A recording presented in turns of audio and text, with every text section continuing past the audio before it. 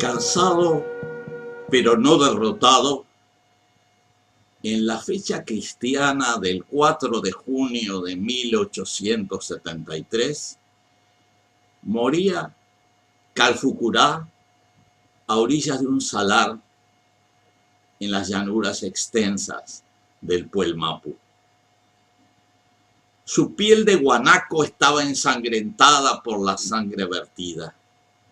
Con él se iba el gran Toqui, que dirigía con dignidad y sabiduría la Confederación de los Pueblos de la Tierra. Murió cerca de Salinas Grande, corazón de las pampas áridas.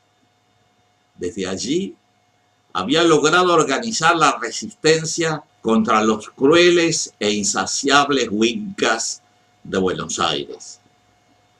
De a poco, pero inexorablemente, los extranjeros se iban adentrando en la Mapu sagrada, donde habita el espíritu del sol naciente. En otras épocas, ya hacía casi 40 años, Rosas, otro gran jefe huinca, que se decía amigo de los indios, también había atacado a los pueblos del sur más allá de la frontera.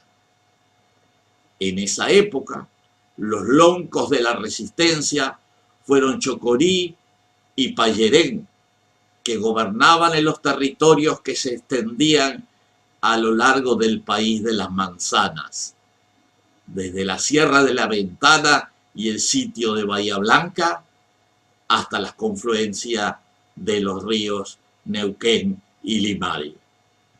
En 1833, las tropas rosistas atacaron Choel, arrasando las tolderías de ambos jefes. En la Nochebuena del 24 de diciembre, los bonaerenses se regocijaron al enterarse a través de la Gaceta Mercantil que habían muerto 3.200 indios y se habían hecho 1.200 prisioneros. Rosas había logrado extender la frontera de Buenos Aires en unos 80.000 kilómetros cuadrados. La línea defensiva pasaba ahora por Bahía Blanca, Médano Redondo, que después se llamaría Fortín Mercedes, y Carmen de Patagones. A pesar que Chocorí fue apresado y ejecutado al año siguiente, la lucha continuó acaudillada por su hijo Sayhueque, por el jefe Ranquel Yanquetruz y por Calfucurá Piedra Azul, quien al frente de los mapuches, pehuenches y boroganos del oeste había logrado afirmar su autoridad en las pampas del sur y de occidente. Ante la continuidad de la resistencia, Rosas decidió hacer las paces con los jefes de las naciones confederadas, manteniéndose la tranquilidad en la frontera hasta su derrocamiento en 1852. La Confederación de Salinas Grande era un verdadero estado. Desde su toldería capital, Calfucurá dirigía los asuntos de la gran nación puelche multiétnica. En las extensas llanuras y en las sierras vivían varias decenas de miles de personas, pastando su ganado, labrando la tierra o cazando guanacos y ñandúes, comerciando y llevando una existencia pacífica y próspera. Había comunidades de mapuches, pehuenches, ranquelches, tehuelches, boroganos e incluso algunos huincas, que habían preferido el mundo de la toldería a la sociedad impostada y falsa de las ciudades criollas. Era el caso de Manuel Baigorria, antiguo coronel del ejército de José María Paz, que se había ido a vivir entre los ranqueles. Baigorria, que era aliado de Calfucurá, llegó a ser un importante lonco ranquel que, indignado por las agresiones de los cristianos, atacó la propia ciudad de Córdoba y el oeste de Buenos Aires.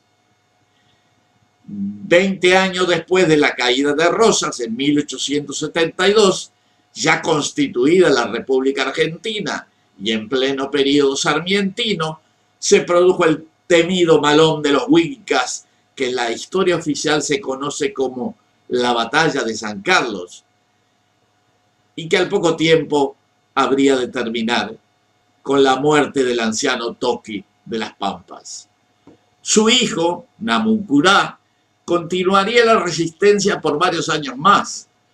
Las autoridades centrales, representadas por el nuevo presidente Nicolás Avellaneda y sus ministros de guerra Adolfo Alsina y Julio Argentino Roca, y la presión inglesa para la colonización y extensión de las vías férreas, llevó a planificar una estrategia de destrucción y ocupación del país confederado.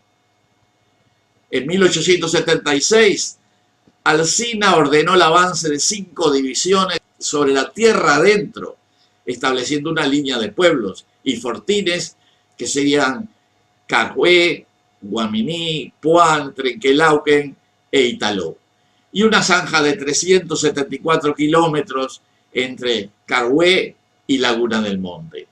En 1877 y 1878, las comunidades indígenas estaban debilitadas por el hambre y la continua agresión de las Fuerzas Armadas de los Wincas. Fue en ese momento que se produjo la estocada final. El ejército encabezado por Julio Argentino Roca, cada vez más numeroso y ahora armado con el poderoso fusil Remington, descargó toda su fuerza contra las naciones del sur. La campaña, que duró algo más de un año, permitió derrotar completamente a los pueblos confederados y ocupar su tierra en forma permanente. De acuerdo con la memoria del Departamento de Guerra y Marina en 1879, los resultados de la campaña fueron los siguientes: 5 caciques principales prisioneros, un cacique principal muerto, Baigorrita, 1.271 indios de lanza prisioneros, 1.313 indios de lanza muertos, 10.513 indios de chusma prisioneros, 1.049 indios reducidos. En 1882, una nueva campaña lograba expandir la frontera a todo Neuquén. 364 indígenas habían sido muertos y más de 1.700 hechos prisioneros.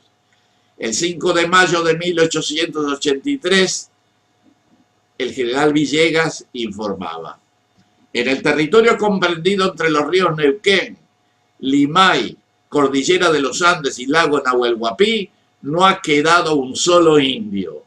Todos han sido arrojados a occidente. Al sur del río Limay queda del salvaje los restos de la tribu del cacique Sayhueque, huyendo, pobre, miserable y sin prestigio. En 1884, el general Winter decidió aniquilar a Sayhueque e Inacayal. Hambriento y agotado, Namuncurá ya se había visto obligado a rendirse con 330 guerreros. Los últimos loncos del Puelmapu, reunidos en asamblea, intentaron organizar una defensa desesperada con el compromiso de pelear hasta morir. En una situación de arrinconamiento sostenible, Sayhueque se entregó el 1 de enero de 1885 con más de 3.000 hombres. Algunos loncos continuaron la lucha. Un gran número de guerreros murieron en combate y los restantes se enfrentaron a los invasores en una última batalla el 18 de octubre de 1884. Hubieron más muertos y los 2 loncos sobrevivientes, Inacayal y Foyel, cayeron prisioneros. En 1886, ambos jefes fueron trasladados junto con los restos de sus familias a vivir al Museo de La Plata, donde se expusieron al público curioso como piezas cautivas de la civilización triunfante. Este texto fue tomado del libro que publiqué hace unos 10 años, que se llamaba Crónicas de la Peripecia Humana.